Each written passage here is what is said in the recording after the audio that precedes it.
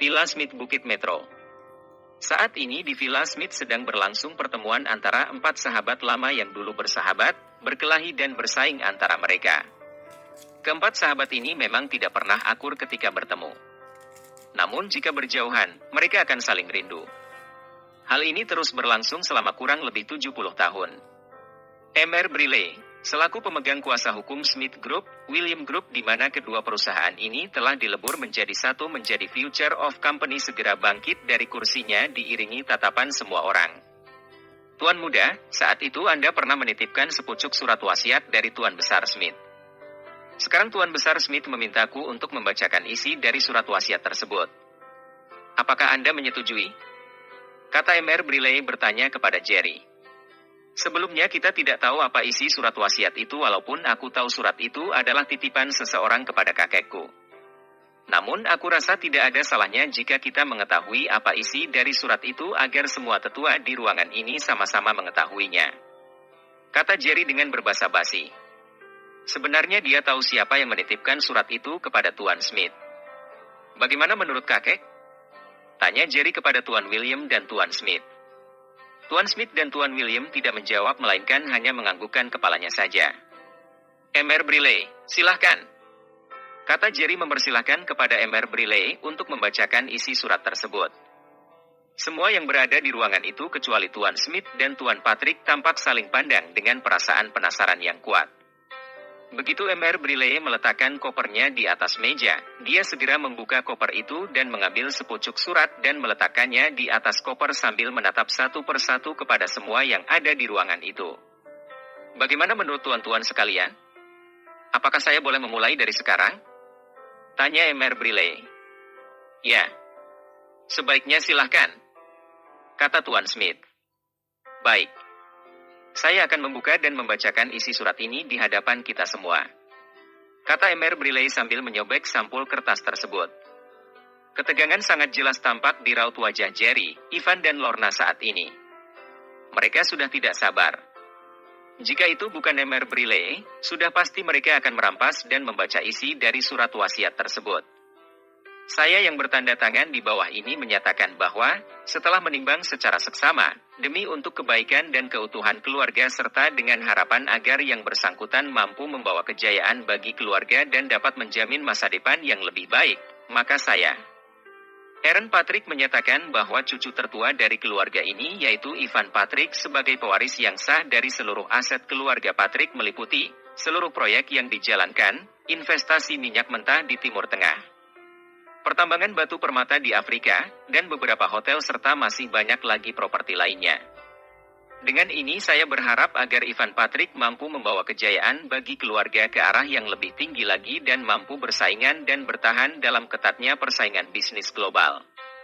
Demikianlah isi surat wasiat ini saya tulis dan ditandatangani dengan keadaan sesadar-sadarnya tanpa ada unsur ancaman dan paksaan dari pihak manapun. Surat wasiat ini adalah sah tanpa bisa diganggu-gugat. Aaron Patrick. Dak Duk rasa jantung Ivan saat ini begitu namanya disebut dalam surat wasiat tersebut.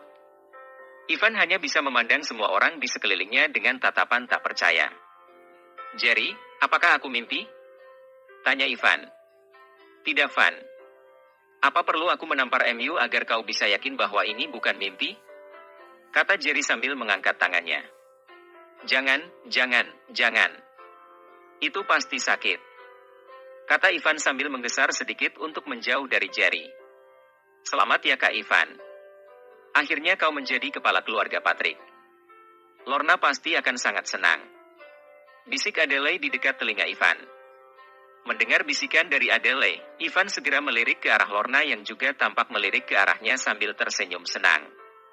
Siapa yang menyangka bahwa Ivan, seorang anak haram yang lahir atas dosa Robin dan ibunya kini menjadi pewaris keluarga kaya raya.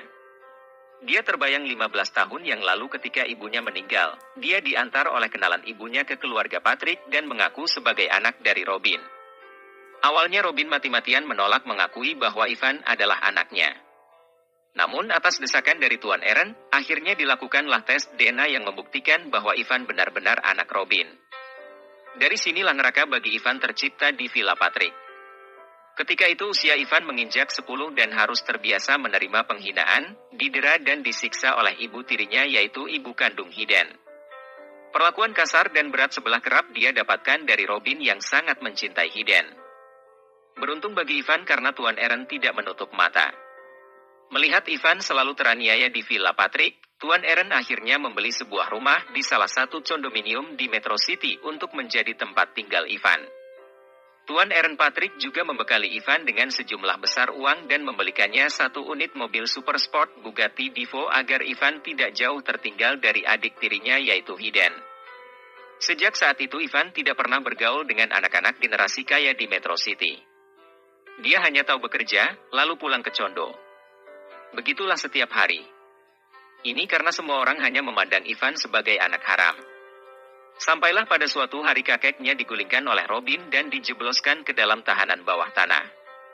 Lalu dia diutus ke Star Hill untuk memata-matai serta mencari informasi tentang pemilik Future of Company yang diduga adalah anak dari musuh bebuyutan Robin yaitu Wilson William. Di Golden University Star Hill inilah Ivan bertemu dengan Jerry, Daniel, Ryan, Rico, Herman, serta gadis-gadis kembang kampus seperti Rindy, Rina, Jenny, Lisa serta Via. Barulah dia merasakan seperti apa kehangatan persahabatan itu. Di Star Hill pula dia menemukan kebahagiaan setelah dirinya dan Lorna pacaran. Maka semakin lengkaplah kebahagiaan Ivan setelah kurang lebih 25 tahun dalam penderitaan. Ivan, kemarilah cucuku. Kata Tuan Eren Patrick membuat lamunan Ivan buyar seketika. Iya kek. Kata Ivan sambil bangkit dan melangkah terseret-seret. Apakah kau sudah siap dengan memikul tanggung jawab besar ini? Tanya Tuan Patrick. Ivan sangat gugup ketika ini. Dia tidak berani menjawab malah melirik ke arah Jerry. Begitu dia melihat Jerry mengangguk menyemangatinya, Ivan pun lalu mengangguk dan berkata, aku siap kek. Jika Jerry mampu menjalankan perusahaan Future of Company miliknya, mengapa aku tidak mampu mengelola perusahaan Patrick Group? Kata Ivan dengan semangat. Semua yang ada di ruangan itu bertepuk tangan sambil memberi kata-kata penyemangat untuk Ivan.